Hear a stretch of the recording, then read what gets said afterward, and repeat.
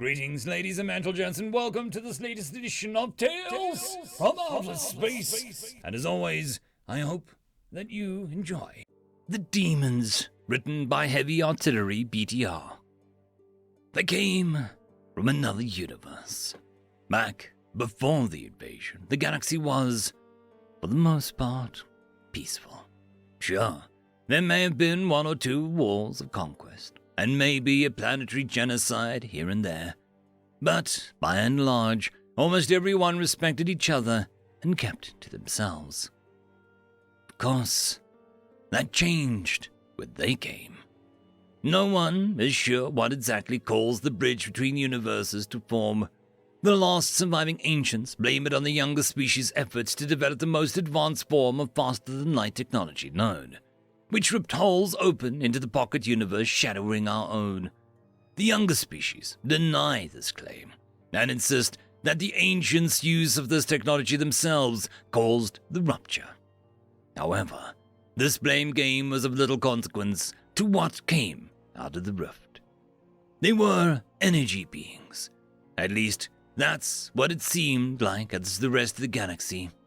Only a few know that what could have been seen of them was only a small part of the true forms. When they emerged from the rift, piloting shimmering vessels that seemed to phase in and out of our reality, they did not come in peace. Instead, they saw the galaxy as a new source of food and entertainment. They slew any diplomatic vessel that attempted to contact them, and their ships began pouring out of the portal. The Fenchu Confederation were the first to fall. The monsters from another universe descended upon their worlds, consuming the life force of all living sentient beings that they could find. Once they were done feeding on the Fenchu, the horrors then turned their attention to the rest of the galaxy, hungering, and began spreading like a plague. World after world fell, leaving dead cities filled with dry husks in their wake. The monsters weren't invulnerable, but their numbers were so great that any defensive fleet was simply smashed aside. Soon enough, an entire quadrant of the galaxy had been cleansed by the invaders.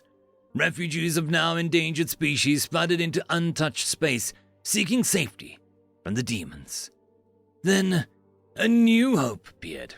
The Dengra Ascendancy, an ancient star empire that had survived numerous galactic cataclysms before, emerged from a self-imposed isolation. With grand war fleets and technology that made most citizens green with envy, the Dengra united the galaxy together to face the invaders. Warships from every star and planet joined the Dengra in a massive offensive against the invaders. The combined fleets of the galaxy pushed through the demonic fleets, racing to the portal, the bridge between the universe and whatever hell the invaders called home. The Dengra knew the portal needed to be destroyed, so that the unending stream of invaders could finally be stilled. When the fleets of the galaxy finally arrived at the portal, they found the star system it resided in surprisingly empty. The fleet attacked the portal, hoping to destabilize it to the point that it would close on its own. However, the portal seemed to regenerate with each hit.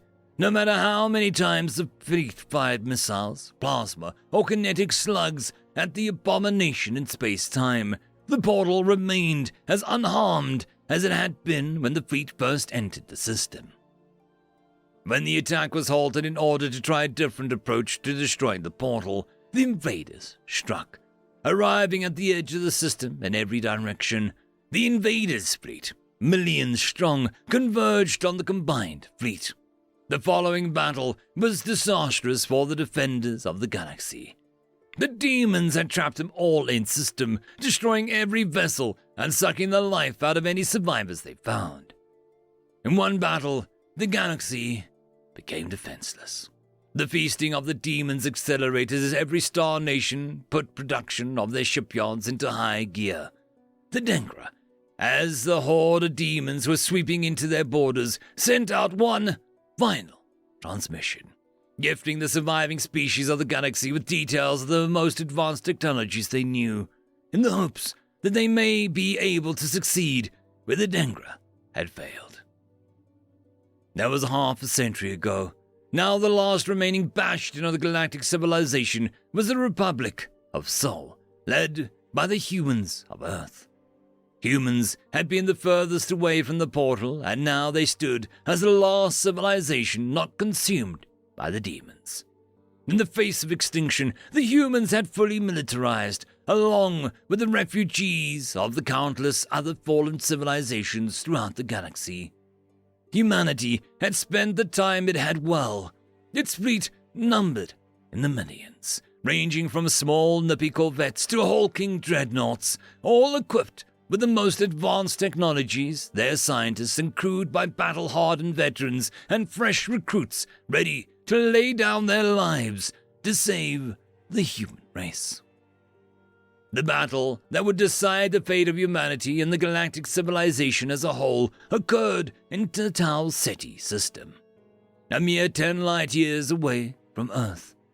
The entirety of humanity's spaceborne military might gathered ready, supplemented by the surviving militaries of dead star nations.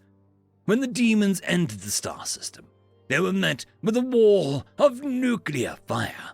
Thus, the year-long Battle of Tau Ceti began. In the beginning, the battle was a simple defense for the humans. They wanted to prevent the invaders from reaching and feasting on the colony of New Africa. At first, the fleet remained within the gravity well of the colony, fighting off attacks by the invaders with the support of massive railgun cannons orbiting the colony. The demons attacked nearly every day, trying to erode away the fleet protecting the planet. While the fleet suffered losses with each attack, it remained strong enough to keep the planet secure. Back on Earth, the Admiralty knew that this wouldn't last. The Grand Admiral of the fleet, Cook Johnson, knew that while the human fleet was strong for now, eventually the invaders would erode away at it enough to deliver a final, killing blow. Johnson knew that in order to reverse the invasion, they would need to go on the offensive, and he felt Tau Ceti should be the turning point in the fight for survival. He pulled together a small token fleet made out of outdated warships, numbering a few hundred strong, and sent them to Tau Ceti. The Admiral was banking on the fact that the invaders were growing more and more hungry every day that they were denied access to New Africa. They had already consumed every living sentient outside of the Republic, and were relying on human worlds to keep them fed. When the token fleet entered the system, it immediately drew the invaders' attention, not only as a military threat, but also as a food source that could be used to sate their hunger, if temporarily. The invaders pulled away from New Africa, eager to feast on the crews of the token fleet, and too wrapped up in their own hunger to maintain a siege on the planet. At that moment, the Grand Fleet burned out of orbit to follow the invaders, firing long-range nuclear missile after them. Just as the invaders reached them, the token fleet jumped out of the system, forcing the invaders to turn their attention to the pursuers. No longer confined to both New Africa's gravity well and the directive to prevent any breakthroughs, the Grand Fleet attacked viciously, while the invaders were still turning their ships about to face them. When the invaders actually managed to organize and begin fighting back, the battle quickly spread out throughout the system as the invaders tried to break through to get to the planet, and the humans moved to counter them. This part of the conflict would take nearly 6 months to wind down, with multiple engagements fought at every major celestial body in the system. The battle claimed nearly 2 million human lives, and it is estimated that 4 million invader vessels were destroyed. The Battle of Tau Ceti ended when, in the first time since the offensive led by the Degra, the invaders retreated from Tau Ceti. When Admiral Johnson received word of the victory at Tau Ceti, he was quick to capitalize on the situation. While the majority of the Republic was celebrating, he ordered the Grand Fleet to begin pushing out of Tau Ceti and retake the galaxy. The invaders, shaken from their first defeat in 50 years, along with beginning to suffer from mass starvation without the conquest of new worlds, were pushed back more and more. Each world of the humans reclaimed allowed for more materials to be shipped back to Earth for the production of more ships and weapons, fueling the war machine to near unstoppable heights.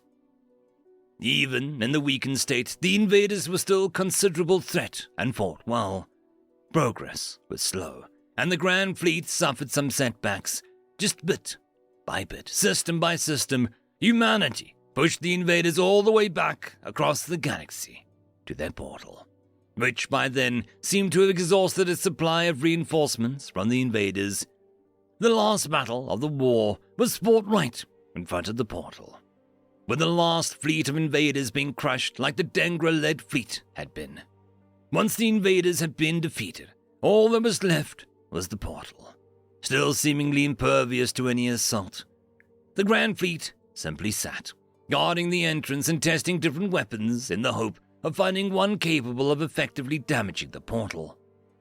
Then, almost a year after the final defeat of the invaders, a lone vessel emerged from the rift transmitting ancient diplomatic codes to the fleet. The same codes that were assigned to the first diplomatic vessel the invaders had destroyed when they first entered the galaxy. Then a message was transmitted. "We seek peace." Immediately, the surviving galaxy was in uproar. Many were offended that the demons would even ask for peace after killing trillions of sentient beings. Petitions to invade the demons' universe and visit the same destruction and loss of life the galaxy had been forced to endure. Politicians screamed at each other over the issue. Riots broke out where the advocating for peace were attacked, the majority wanting to drive the invaders to extinction with no remorse. However, in the end, the decision was up to Grand Admiral Johnson, who had his fleet ready to destroy the vessel and go through the portal. "Leave and never return," he told the lone ship, which quickly fled back through the portal with the message. As soon as it was gone, the portal began to destabilize and eventually collapse, closing off both universes from each other. Many were in an uproar over the Grand Admiral's decision, including the Senate of the Republic, which stripped Johnson of his rank and discharged him from the military. However, in the end, Johnson repeated to all that he stood by his choice. The galaxy began to rebuild, with the surviving species leaving Earth's protection in order to reclaim the ruins of their civilization. Humanity was in ascendancy and an undisputed leader of the galaxy and hailed as its savior. The lost were mourned, and the grand monuments erected for species that were rendered extinct by the invasion, though some scientists began campaigning for initiatives to collect any surviving genetic material in hopes of reviving lost species. 50 years after the final victory over the demons, Johnson died of old age. Honored as one of the greatest military heroes in human and galactic history, many statues of him were erected throughout the galaxy on various worlds.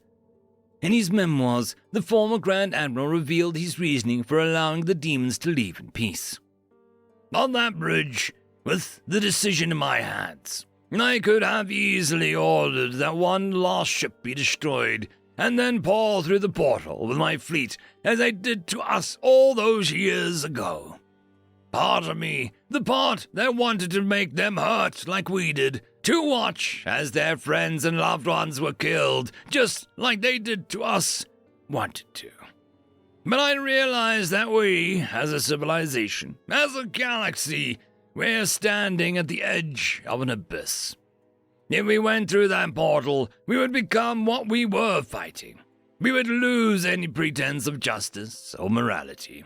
We would become the monsters we swore to fight.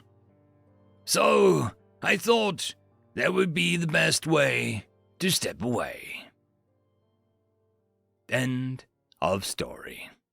The algorithm reckons you should be watching this video next, and I recommend that you should be always watching my video. So, click with energy! And yes, clicking that does help the channel. Thank you very much. I just want to give a quick thanks to the Tier 5 patrons and channel members: Alithia, Barky, Fudic Yol, Cam Maxwell, Casper Onholtz, White Van 420, Lord Azrakal, Arcadian, and Oakfield.